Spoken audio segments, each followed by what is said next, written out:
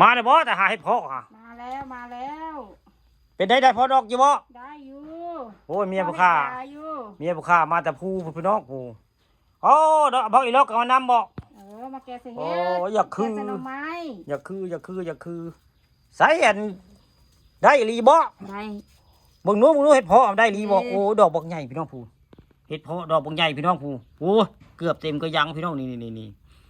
มื้อนี้วันที่4พี่น้องเห็ดเพาะออกเด้อแต่บอกเขาโยมผู้ใดบ่บอกวะ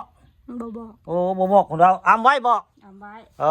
อำว่าให้ไปหาเองเด้อผู้เราได้เดาเองลูกเดาเองเด้อผู้เราหา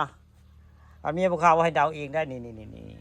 เกือบเต็มก็ยังได้ให้โพนี่พี่น้องนี่มื้อนี้เพิ่นไปแต่เช้าพุ่นเด้อันหมู่เพิ่นบ่ตะงอยนำมาสู่ไม่ไผก็มาสู่เจ้าเยาโอ้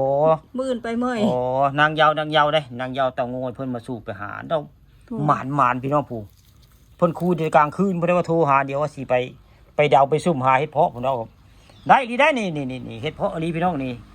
ผู้ค้าปานคำผสมนี่เอาภาพเฮ็ดเพาะเรื่องจริงผ่านจอพี่น้องวันที่4เฮ็ดเพาะออกเด้อแล้วก็มี มีฮอดอันนี้ได้อีดอกเกงได้นี่โอ้ทางอันนี้ต้องเกงใส่เฮ็ดเพาะเท่าเนาะนี่อีลอกก็มีปีลอกออกได้พี่น้องนี่อีลอกออกได้ปีแรกวันที่4ปีนี้เดือน6พี่น้องนี่เดือน6ได้นี่เฮ็ดเพาะออกนี่โอ้ยเกือบเต็มกระยังพี่น้องนี่เด้อพี่น้องเด้อใครอยากไปหาก็จักผู้ใดละเมียอำไว้ได้มีอำไว้เมียไม่บอกได้พุ่นเอาเมียไม่บอกยันเขาเจ้าเว้าบอกนั้นบอกนี้เขาเจ้าว่าออกก็ตามอย่าบอกหมู่นั้นหมู่นี้เด้อเพิ่นว่าได้อันเพนเพจพุ่นเราอย่าบอกได้หมู่นี้เดาเอาเด้อไปหาเองเด้อผู้ใดก็บ่จักได้อันเมียบ่ฆ่าอำไว้ได้นี่ไปคิดว่ามันออกเคยออกหมู่ใดก็ไปหาหมู่นั้นแหละพี่น้องนี่